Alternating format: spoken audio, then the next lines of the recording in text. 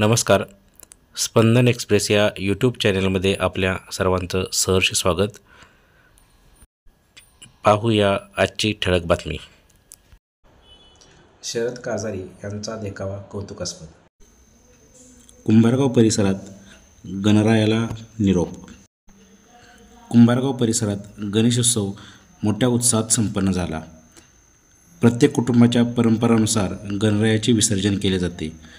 मंगळवारी गौरीबरोबर कुंभारगाव परिसरातील काही गणरायाचे भक्तिमय वातावरणात विसर्जन झाले.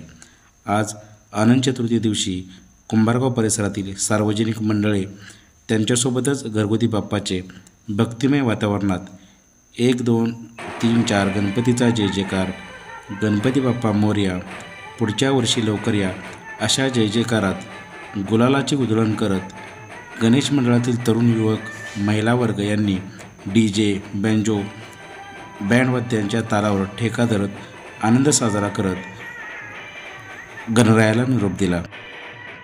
सार्वजनिक मंडळी व आपल्या घरगुती बाप्पाला निरोप दिला.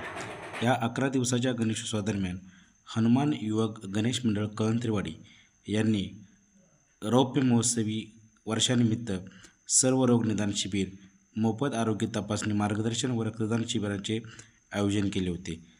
तसेच गणेशोत्सवानिमित्त दैनिक कृष्णाकाठ न्यूज नेटवर्क यांच्या वतीने आरती संग्रहाचे प्रकाशन, साईराज कोऑपरेटिव्ह क्रेडिट सोसायटी मुंबईचे संस्थापक अध्यक्ष तसेच शिवसेना नवी मुंबईचे उपजिल्हाप्रमुख सन्माननीय चंद्रकांत चाळके व अन्य मान्यवरांच्या हस्ते या आरती संग्रहाचे प्रकाशन करण्यात.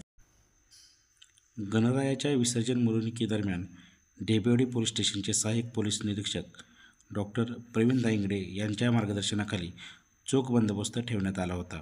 यावर्षी सर्वत्र गणेशोत्सव विसर्जन मिरवणूक शांततेत पार पडली.